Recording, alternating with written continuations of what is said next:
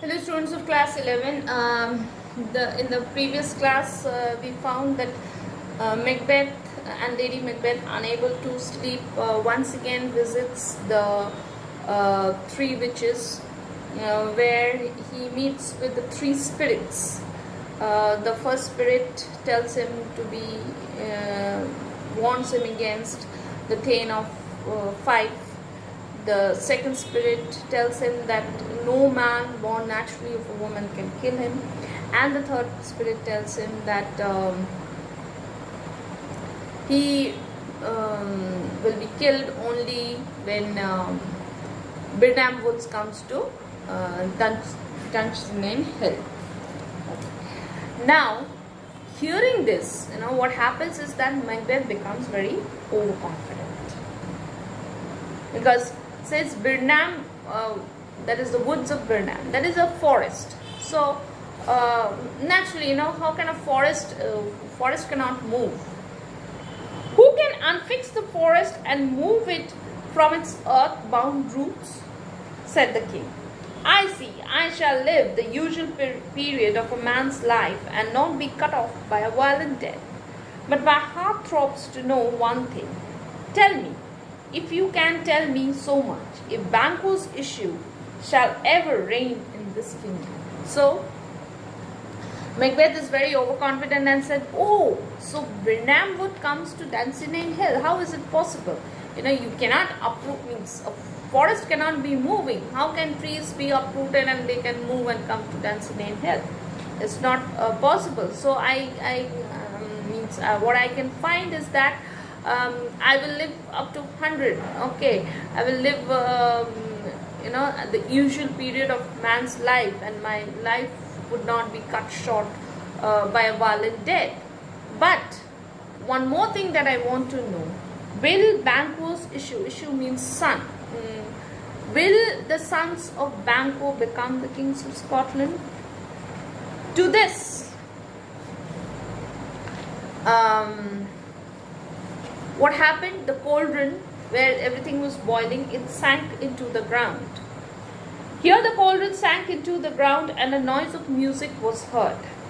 And 8 shadows like kings passed by Macbeth, and Banquo was the last figure, all smeared with blood, and smiled at Macbeth. Banquo bore a glass which showed figured of many more and pointed to the images. Macbeth realized that these were the posterity of Banquo, who should reign after him in Scotland. The three witches danced with a sound of soft music, and making a show of duty and welcome to Macbeth, vanished in the air.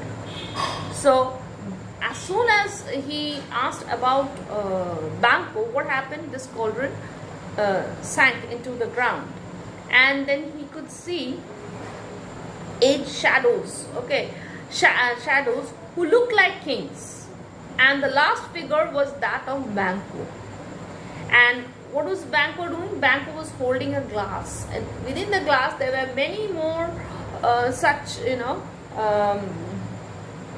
and Banquo was smiling at him, and there was a glass, and there were many more figures, like kings, and Banquo pointed at these figures.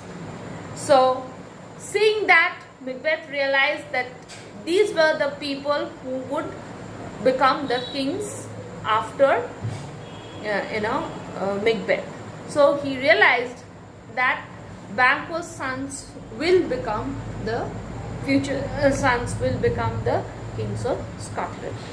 And after this, the witches, there was a music around, and they once again greeted Macbeth and vanished in the air. The first news that Macbeth got soon after coming out of the cave was that Macduff, the Thane of Fife, we have already heard about Macduff, the Thane of Fife, had fled to England, that is, escaped to England, to join the army which was formed against him under the leadership of Malcolm, to displace Macbeth and set Malcolm, the right heir, upon the throne of Scotland. So what did Macduff do? Macduff had gone away, means escaped from Scotland, and he had joined the army of Malcolm. And Malcolm and Donalbain, we already know, were the sons of Scotland. And actually, it was Malcolm who should have been the king of Scotland after Duncan. So they were, setting up an army and gathering power so that they can fight against Macbeth, and Malcolm can become the king, means Malcolm can sit on the throne. Stung with rage, Macbeth set upon the castle of Macduff. Set upon means attacked. Macduff's wife and children, whom the Thane had left behind in Scotland, were brutally murdered. So out of anger, what he did was he just killed the sons of the children and wife of Macduff. These merciless activities had gradually alienated the nobility from Macbeth. So the nobles understood, that Macbeth was no longer that brave and courageous general, the honest person whom they knew. So they no longer supported Macbeth. The nobility, the nobles, no longer supported Macbeth. Many fled to join Malcolm and Macduff, who were now approaching with a powerful army, which had been raised in England. So they, formed this army in England, and the rest secretly wished success to their arms, though for fear of Macbeth they could not take active part. Some people who did not directly go and join Malcolm and Macbeth, they also wanted, that